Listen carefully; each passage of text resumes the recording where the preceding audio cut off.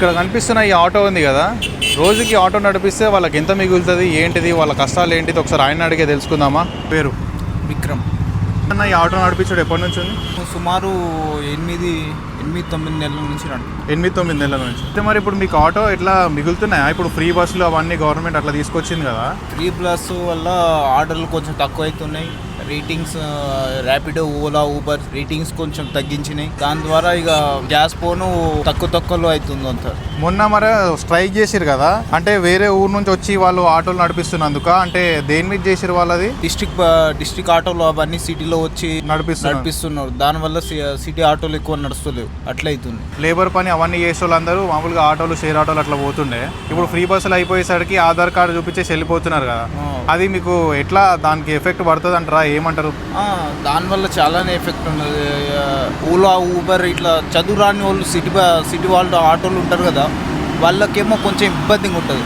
వాళ్ళ కొంచెం గిరాకులు వల్లనే గిరాకులు అవుతాయి.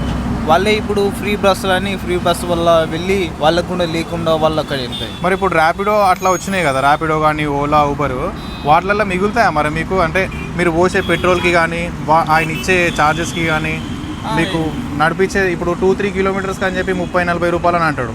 దాంట్లో మీకు ఏమైనా మిగులుతాయి అసలు మీకు ఛార్జెస్? జస్ట్ 1 కిలోమీటర్కి 13 రూపీస్, 14 రూపీస్, 14 జస్ట్ 1 కిలోమీటర్ అంతే. ఒక్కొక్కసారి రేటింగ్ పెరుగుతుంది పొద్దున్న సాయంత్రం అంతే. మధ్యాహ్నం అప్పుడు 1 కిలోమీటర్కి 10 రూపీసే, 9 రూపీస్ కూడా ఇచ్చినవి ఉన్నాయి. 1 కిలోమీటర్కి అంటే మాకు చూపెడతారు 1 కిలోమీటర్కి ఈ టైంలో ఇంత ఉంటుంది అట్లా.